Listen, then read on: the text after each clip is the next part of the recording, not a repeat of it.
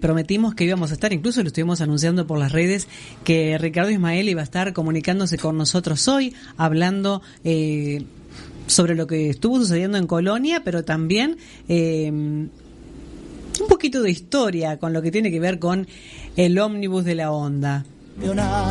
También soñamos contigo el silencio de tu andar, sentirá que le pique largo volver a verte rodar. Cuidado con la historia que se lleva el trole, ponga la memoria que se va a escapar, como tantas cosas que se llevó el tiempo. Ricardo Ismael es especialista en lo que tiene que ver con la historia, porque todos los temas que él ha escrito y los que canta también tienen que ver justamente con eso, con la historia, con Montevideo, con diferentes temas a los que él les hace como un homenaje, les hace, recuerda un poquito, como dice este tema, cuidado con la historia, que no se nos olviden las tradiciones, aquellas cosas que han formado parte de nuestra vida, de nuestro país, de toda nuestra historia. Es un gusto poder estar saludando y dándole la bienvenida a Ricardo Ismael en esta mañana, domingo 12 de octubre del 2025, en Domingo Sin Fronteras. Bienvenido, Ismael, buen día. Buen día, Lourdes, ¿cómo estás? Un gusto escucharte. Muy bien, muchas gracias. Y un gusto también que estés con nosotros. Y bueno, como lo habíamos prometido, que ibas a estar con nosotros y que ibas a estar contando un poquito sobre lo que estuvo sucediendo estos últimos días, más específicamente el último fin de semana. Algo nosotros contamos acá, pero no es lo mismo que lo contara yo a que lo estuvieras contando tú, que sos el protagonista de toda esta historia. Bueno, mira, en realidad con los festejos del Día del Patrimonio, que fue ahora el 4 y 5 de octubre, allí en Colonia, en Sacramento, se hace una exposición con todo lo que tiene que ver con el transporte en el Uruguay. Concretamente es una organización que se llama La Historia en Ómnibus, y me invitaron porque obviamente sabían que había salido el libro de La Onda, Historias en Movimiento. Es más, cuando hicimos el lanzamiento, ellos vinieron, me acompañaron, y allí fue cuando me hicieron la invitación, y bueno, con gusto acepté. Pero honestamente nunca me imaginé que iba a haber tanto despliegue de gente, de ómnibus. En realidad yo creo que fue mucho más que una exposición, mucho más que una muestra. Yo diría que fue como un encuentro con el alma del transporte uruguayo. Aquellos viejos motores como que volvían a respirar, y con ellos despertaban las memorias. ¿Cómo te puedo explicar? De alguna vez los vieron cruzar por los caminos, y ahora verlos restaurados. Fueron más de 60 ómnibus que estuvieron allí alineados, digamos, como testigos del tiempo, ¿no? Sus carrocerías brillaban, todos lavaditos, ¿no? Como si fueran 0 kilómetros, pero con un montón de años encima, ¿no? Cada uno con su identidad, con sus colores, y obviamente con todo su pasado. Yo veía a la gente pasearse por adelante de las unidades, y muchos se llevaban una mano al pecho como diciendo cómo ha pasado el tiempo, ¿no? No sé, hay tantas cosas, tantas sensaciones, eran como piezas vivas de esa memoria colectiva, como guardando un Uruguay que viajaba más despacio, con esas historias que se generaban en cada asiento, esas miradas en cada ventana, ¿no? Como viendo pasar el paisaje. El público recorría la exposición con un asombro impresionante, ¿no? Después, bueno, además estábamos en un momento muy especial, porque este año, para lo que tiene que ver con la numerología de Onda, ustedes saben bien que yo soy muy entusiasta de la Onda. Este año se estaban cumpliendo 100 años del primer viaje de Eloy Peraza, que fue su pionero fundador, ¿verdad? Por allá por 1925, Eloy Peraza, bueno, se lanzó a la aventura con un cachilo para 12 personas, a llevar gente entre Colonia y Montevideo. Y estando allí, tuve oportunidad de conversar con las nietas de Eloy Peraza, ¿no? Que las habían invitado también por los 100 años de aquella travesía de su abuelo, ¿no? ¿Y ellas qué dijeron, por ejemplo? Sí. ¿Ellas qué dijeron? O sea, el ser nietas de una persona que ha sido tan trascendente en la historia. Ellas como nietas, ¿qué expresaron?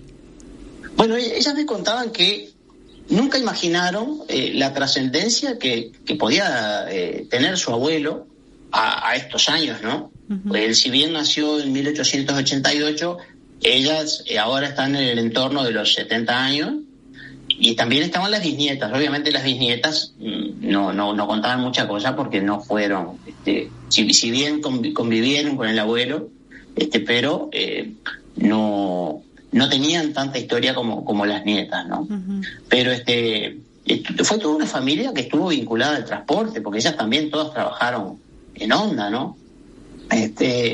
Ellas me decían que la importancia de todo este movimiento que hubo estaba ante la persistencia de una persona, ¿no? O sea, frente a las adversidades, porque una de ellas, Silvia Peraza, me contaba que el abuelo, cuando arrancó, pasó 3 meses haciendo el recorrido sin pasajeros, porque la gente no se animaba a viajar por aquellos caminos de tierra, barro, con un clima incierto, ¿no? Que obviamente no habían rutas, eran como trillos, ¿verdad?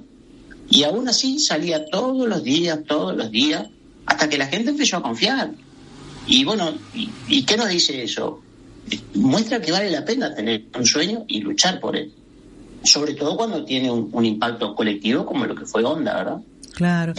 Además, como decías, cuánta incertidumbre, cuánta novedad, esa cosa de que me animo a ir, me animaré a viajar tantas horas, justamente como decías, no había rutas, era todo muy muy novedoso, pero a la vez daría un poco de, como decir, un poco de cosa, ¿no? El hecho de viajar, el hecho de animarse, ¿no? Y el viaje duraba como 10 o 12 horas. Uno dice, voy hasta Colonia y vengo en el día. Pero imagínate las condiciones en aquella época, que obviamente no había luz,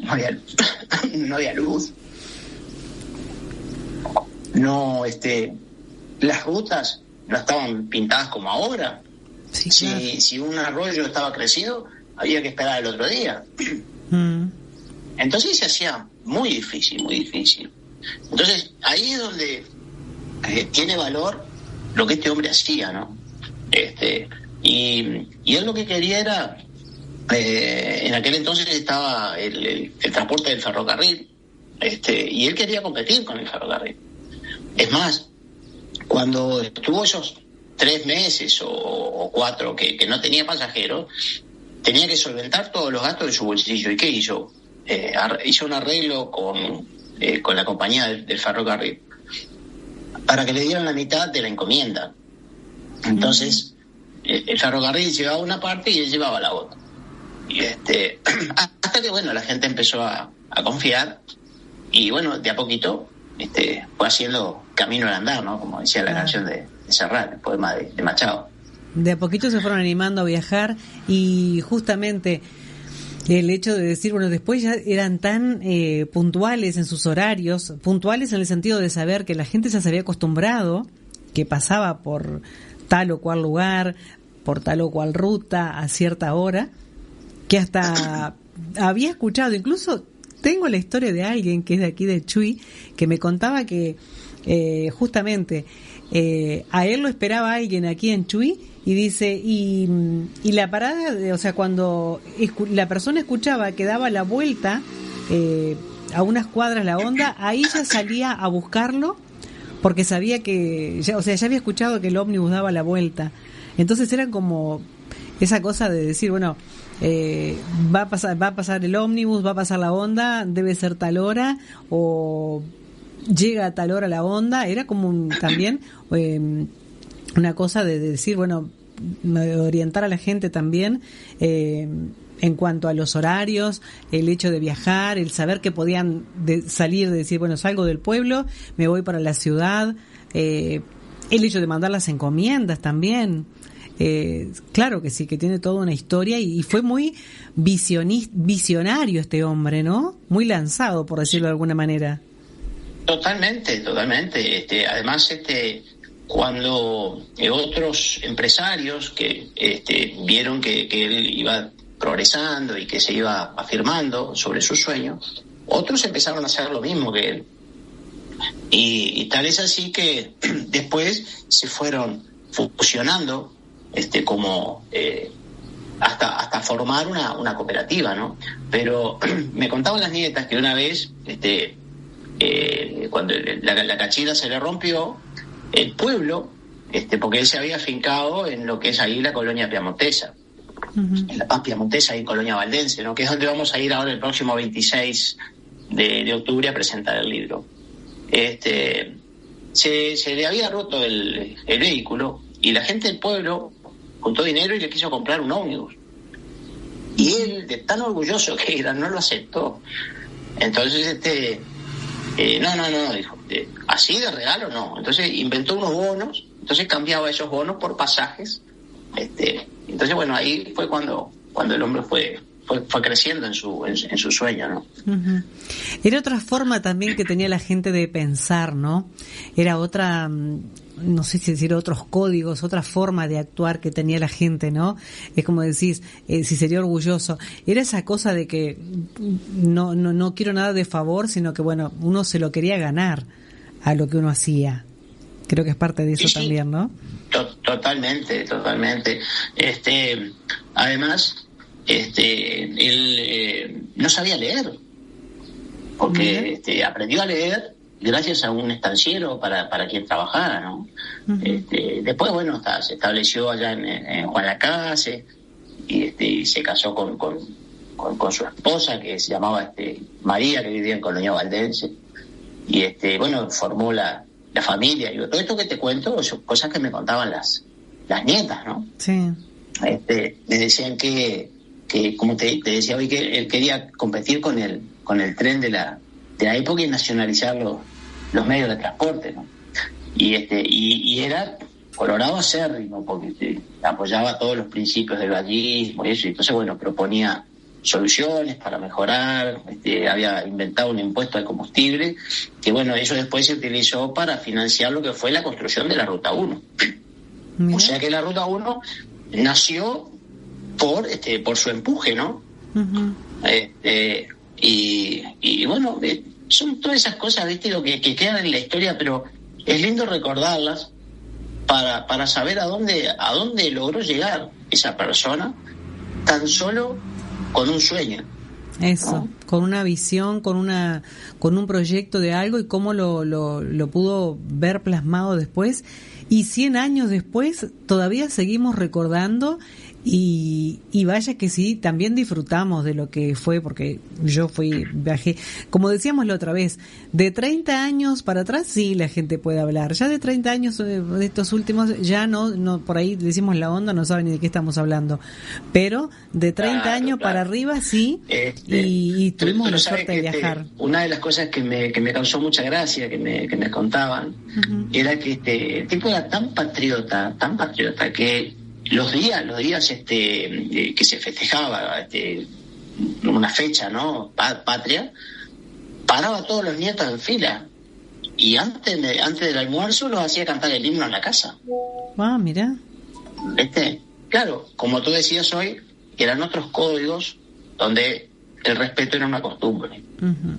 Era otra educación. Lamentablemente, se han perdido muchos valores, nadie le da importancia a lo que realmente importa, y entonces la sociedad va en decadencia cada vez más, todo el mundo dependiente de una pantallita, cada uno en su mundo, y así estamos, ¿no? Perdiendo cada vez más lo que realmente importa, ¿no?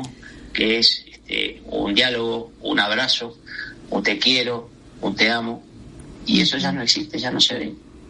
Eso que decías ahora. Siempre digo que le echo mucho la culpa al avance de la tecnología, uh-huh, porque a través de un botoncito todo el mundo tiene lo que quiere. Entonces, ahí apunta lo que es la intolerancia de la gente. La gente se ha hecho muy intolerante porque no sabe esperar, ¿no? Y eso que decías de la pantallita y de... en aquel tiempo, cuando uno viajaba, por ejemplo, en este caso estamos hablando de la onda, uno podía disfrutar los paisajes, porque uno iba viajando, iba mirando para afuera, iba mirando por la ventanilla, iba mirando lo que eran los campos, lo que eran las ciudades a donde llegaba, los pueblitos donde llegaba, cosas que hoy prácticamente no se disfrutan porque la gente, uno sube al ómnibus y bueno, o al coche y va con el celular y va... Entonces, en aquel tiempo se disfrutaban otras cosas también. Era todo tan distinto que a veces parece que estamos hablando como de otro mundo, porque realmente creo que en sí era otro mundo. Mira, te voy a contar algo. Tú sabes que yo he hecho un ejercicio, por ejemplo, cuando me toca subir al ómnibus, me da por contar las personas que van mirando su celular y siempre son más cantidad que las que no lo hacen. Yo he hecho lo mismo, ¿sabes? Y me pasó lo mismo en la espera de un turno médico. También. Estamos todos esperando el turno para el médico y en un 90% están todos mirando su celular y de repente el médico sale y llama a fulano de tal y tiene que llamar 2 o 3 veces porque no están atendiendo. ¿Sabés que yo he hecho lo mismo? Y he pensado... Pero ¿cómo uno sube al ómnibus, por ejemplo, uno ya está avisando, mirá que llegó a tal hora, mirá que tal cosa, y pienso, pero ¿cómo antes nosotros igual viajábamos y no teníamos que estar avisando? Porque algunos ni siquiera tenemos la posibilidad de un teléfono cerca para avisar, mirá que llegó a tal hora. Sin embargo, no nos perdíamos, no nos desencontrábamos, como que todo estaba diferente, organizado de una manera en la que... como te decía, no nos perdíamos ni nos desencontrábamos. Estábamos ahí o nos estaban esperando, ya fuera en la plaza de Cagancha, si era que íbamos a Montevideo. Bueno, en cada lugar a donde el ómnibus llegaba. Y una cosa que quiero ahora, antes de que sigan pasando los minutos, es recordar a la audiencia cuál ha sido la propuesta o la invitación. De que puedas contar, si tenés una historia, si tenés algo que digas... Esto me pasó con la onda, o en la onda, o viajando en el ómnibus de la onda, o esto recuerdo yo de cuando era niño, de cuando era joven, o cuando ya vivía, o sea, cuando vivía en el interior, o viajaba a Montevideo, porque hay cientos de historias. Como Ricardo, tú decías, incluso veía el video el otro día, de toda lo que se exponía allí en Colonia, veía hasta algunas camisas en unos percheros, unas camisas que usaban los guardas, los choferes, y una de las cosas que la otra vez un oyente destacó justamente era eso, lo aplicados, lo estéticamente lindos que se veían arreglados con su camisa, con su uniforme, trabajando. Es que cualquier niño podía soñar con ser chofer de la onda, pero no porque fuera niño y pararse al lado de una onda era como pararse al lado de una nave espacial. No, era porque el guarda o el chofer de onda imponían ese respeto, por su forma de ser, por su entrega y por su impecable forma de vestir. Entonces, todo ese combo hacía que la gurizada tuviera sueños y que quisiera llegar a ese lugar, ¿no? Para muchos trabajar en onda era un sueño y muchos lo cumplieron. Y lo que pasaba en onda era que el que llegaba antes enseñaba al que llegaba después. O sea, siempre de la mejor manera los mayores enseñaban a los que iban llegando, que obviamente que no sabían nada, pero era toda una escuela, ¿no? Muchos la llaman la Universidad del Transporte. Mira. Por eso yo te llamaba, porque me encantaría que toda tu audiencia pudiera ser parte de un nuevo trabajo que vamos a lanzar el año que viene, que va a tener que ver con los pasajeros, de la onda, de las cosas que pasaron. Ahí siguen habiendo historias. El otro día, cuando estábamos allí en la exposición, había momentos que tenía 8 o 9 personas, y agarraban el libro y lo leían, y le miraban las caras y se reían solas, ¿no? Uh-huh. Y cada uno que venía me contaba una historia distinta. Entonces, justo uno agarró el libro y justo cayó en una de las historias que se llama El Pequeño Firulais, ¿no? Entonces, el Pequeño Firulais era un perrito chihuahua que estaba con su dueña ahí, ¿no? Entonces llegó el cartero de Onda con una encomienda. Entonces el hombre se bajó con su cartera de cuero, como acostumbrado, golpeó las manos y el perro salió, viste cómo ladran los chihuahuas, ¿no? Ese ladrido finito e insoportable que no deja ni hablar, ¿no? Entonces la señora salió, bueno, le preguntó, le traigo la encomienda, señora. Entonces, bueno, se la dio y dice, espere un momentito. Y cuando dijo, espere un momentito, que se iba para adentro, el perro le salió a ladrar, pero que parecía un rinoceronte así atropellando, ¿no? Uh-huh. Y el hombre, ¿qué hizo? Para que el perro se cansara, metió el dedo por la reja del portón y le pegó un timiñazo en el hocico. Y el perro cayó muerto. ¡Ay, qué horror! Entonces, claro, se asustó el hombre y lo agarró el perro. El perro cabía en la mano, de tan chiquito que era. Agarró el perro muerto y se lo guardó en la cartera. Y quedó esperando. Entonces la mujer vino y le trajo la propina, muchas gracias, esto y aquello. Y ¿dónde está Firulais que tanto ladraba? No sé qué. Se debe haber ido para adentro. El hombre se fue.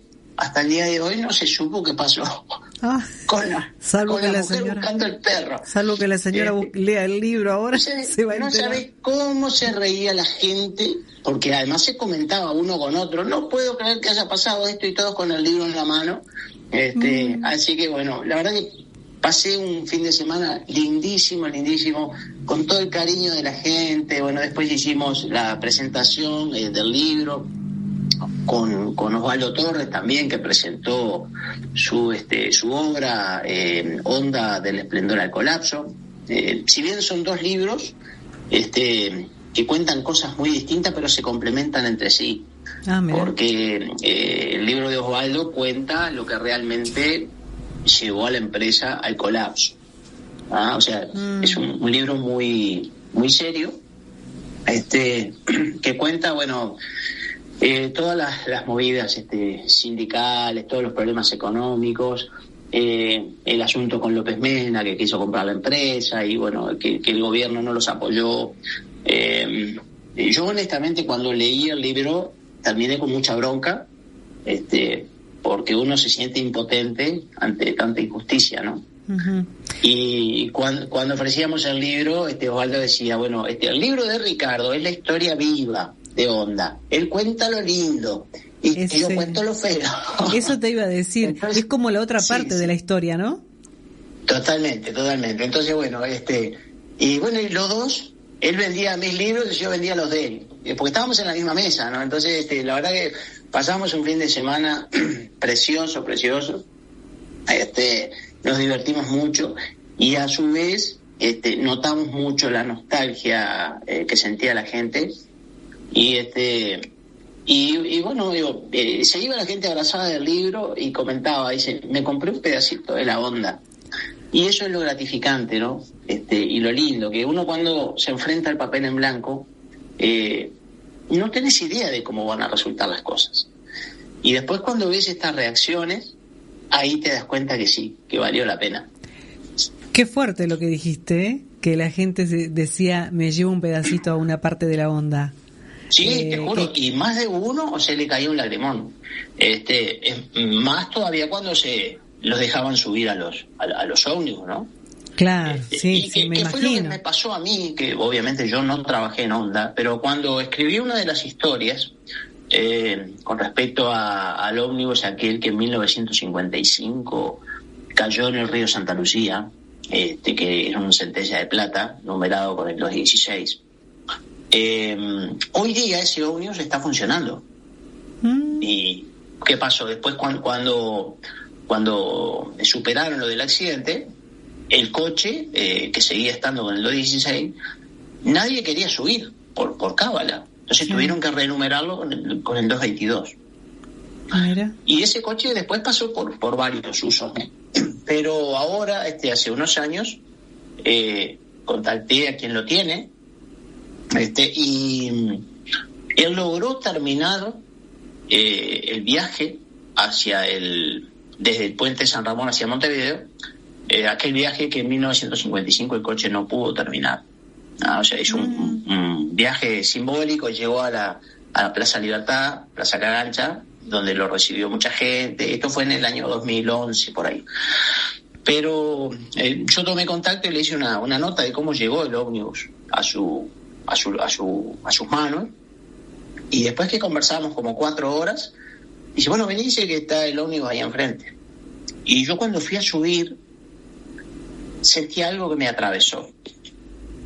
Uh-huh. Y yo, obviamente, después que escribí la historia, noté que tenía en mis manos, algo muy fuerte, ¿no? Porque yo imagino aquella noche de julio, pleno invierno, un temporal bárbaro, y cuando empecé a tocar las ventanas por donde quería salir la gente y los asientos, me puse a llorar como un chiquilín. Me senté, me dice, ¿qué te pasa? Y me vio lagrimeando, me dice, a mí me pasó lo mismo. Yo no podía creer lo que me estaba pasando, porque me imaginaba a la gente en aquella noche queriendo salir del ómnibus, y eran unas ventanitas muy chiquitas. Entonces imagino gente mayor, arropada por el frío, muchos embagallados porque venían de Rivera, y queriendo salir, y escuchaba los gritos de la gente mientras el agua se estaba llevando el ómnibus. Entonces, claro, son esas cosas, esas sensaciones, ¿no? que cuando las vivís te das cuenta qué fue lo que realmente pasó. Cuánta sensibilidad, ¿no? Para poder estar en ese, como sentirte en ese lugar, como decís, vivir ese momento. O sea, tenés que tener una sensibilidad muy, pero muy, muy fuerte. Y a la vez ese lugar también tener una trascendencia tan importante. Pasa que después que ves las imágenes, que te juntás con la historia, que hablas con protagonistas, te imaginas todo, y después estar dentro del ómnibus, te ves en el lugar y sentís lo mismo que sintieron ellos. Sí, tal cual. Así que bueno, esa es una de las historias que está en este libro, La Onda, Historias en Movimiento, uh-huh. que obviamente es una de las historias que no podía faltar, así como no falta cuando fueron a buscar a los sobrevivientes de los Andes en el 72, en aquel diciembre del 72, que fueron 2 camellos de Honda a buscarlos al aeropuerto, ¿no? Uh-huh. Entonces, esa es una de las cosas que, bueno, que demuestra Honda, que siempre estaba cuando realmente se lo necesitaba, ¿no? En cuántos eventos, en cuántas cosas importantes, en cuánta historia ha estado la Onda. Ricardo, ¿te parece que vamos a un tema musical que tiene que ver justamente con eso? A ver si lo conoces al tema, Chamarrita de la Onda, y seguimos un poquito más, a ver si lo conoces. 30 años se está cumpliendo esa canción. Cierto, sí, bueno, entonces... Mira, te cuento algo rapidito. ¿Sabes? Sí. Me dio por llevar a la exposición. Y yo conservo el manuscrito original de esa canción cuando la escribimos con Gustavo Serna, y la expuse allí, con todas las correcciones, los borrones, ¿no? Y bueno, le puse un cartelito, manuscrito original de la Chamarrita de la Onda, y la gente se ponía a leer, y cuando yo les comentaba, la letra de la canción está en el libro, y también está la historia de cómo la escribimos con Gustavo. No saben la cantidad de libros que se vendieron por tener el texto de la letra puesto. Uh-huh. Y la subimos esa foto incluso en la nota que estuvimos subiendo a la página de la radio. La subimos también. Sí, la subimos también. Y la escuchamos ahora. No te vayas, Ricardo. Dale, estamos por acá.